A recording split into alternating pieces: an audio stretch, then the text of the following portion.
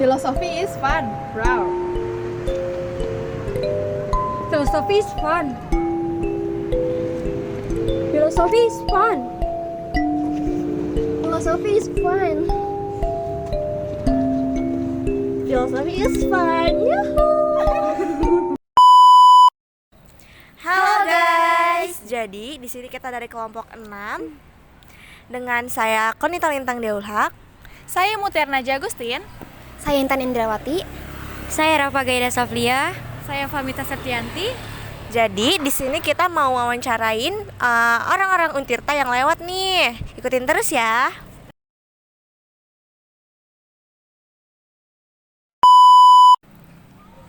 Sorry, gue boleh nanya gak? Boleh. Sebelumnya kenalin dong, nama lo siapa?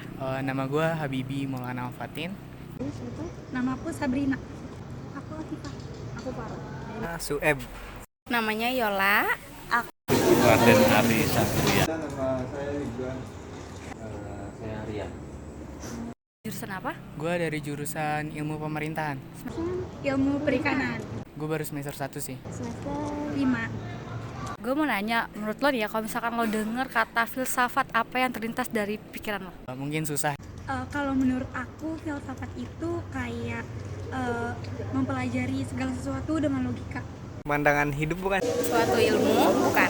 Itu suatu yang abstrak lah ya. Jadi dasar pemikiran tentang sesuatu. pemikiran yang mengumpulkan banyak hal, tapi yang satu tujuan intinya mah gitu. Pemikiran dasar yang unik.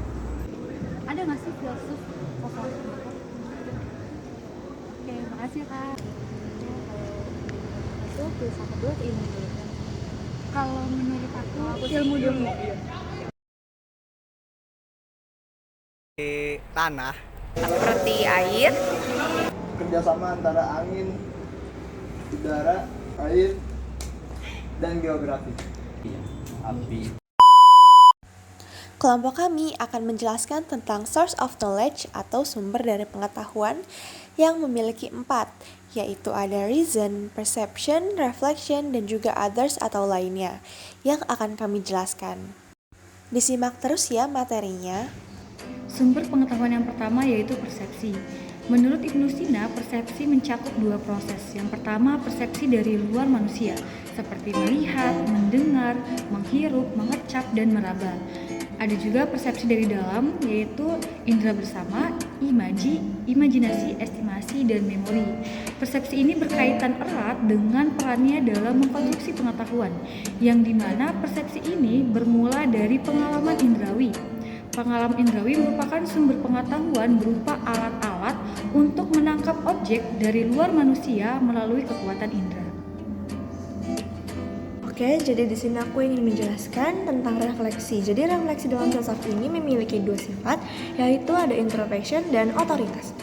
Refleksi ini berpikir dengan penuh pertimbangan dan penafsiran untuk mencari makna kebenaran secara utuh dan mendalam. Jadi refleksi ini memiliki ciri-ciri yaitu tidak membenarkan diri sendiri, tapi selalu terbuka, membiarkan diri ini dikritik dan direnungkan secara berulang-ulang dan secara mendalam. Lalu introspeksi ini juga dianggap sebagai pengetahuan di mana manusia mendapatkan pengenalan atau pemahaman terhadap sesuatu, seperti yang dikatakan Socrates, yaitu kenalah dirimu sendiri. Sebagai metode, introspeksi terkenal dalam dunia akademis melalui Freud. Freud menggunakan metode ini untuk memandang atau observasi ke dalam pikiran atau mental seseorang atau diri sendiri. Lalu ada otoritas atau authority. Otoritas adalah kekuasaan yang sah yang dimiliki oleh seseorang dan diakui oleh kelompoknya.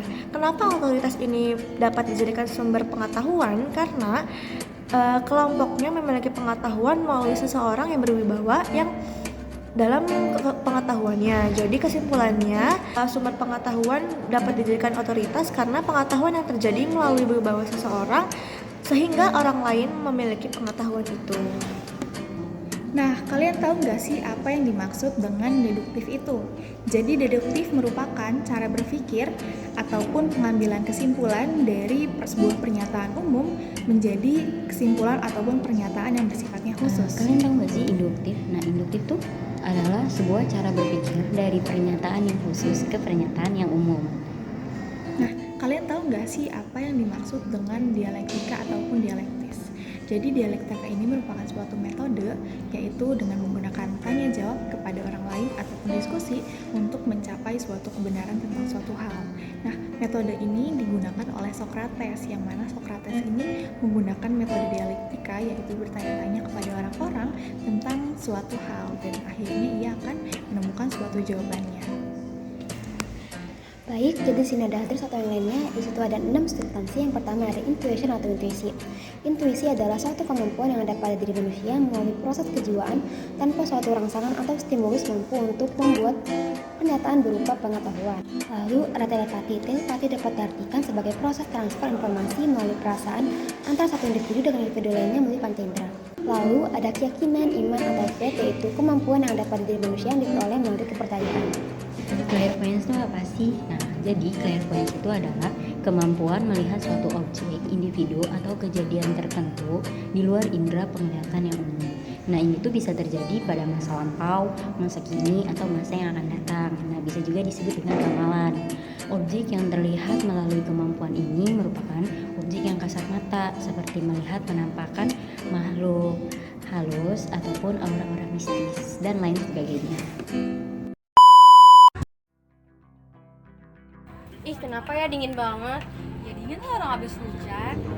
Kenapa sih kalau habis hujan tuh harus dingin? Ya juga ya, kenapa ya?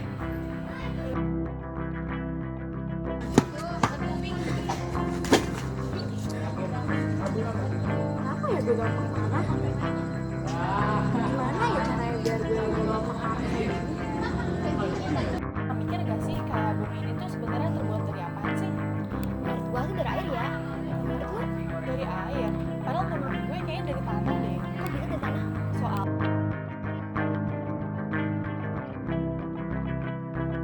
Sesuai dengan Quran Surat Ar-Rahman ayat 19-21 dan Al-Furqan ayat 53, yakni tentang dua laut yang berbeda namun saling berdampingan, hal itu akhirnya ditemukan oleh para ilmuwan, yaitu merupakan lautan yang menghubungkan antara Laut Mediterania dan Samudra Atlantik dan memisahkan Spanyol dan Maroko.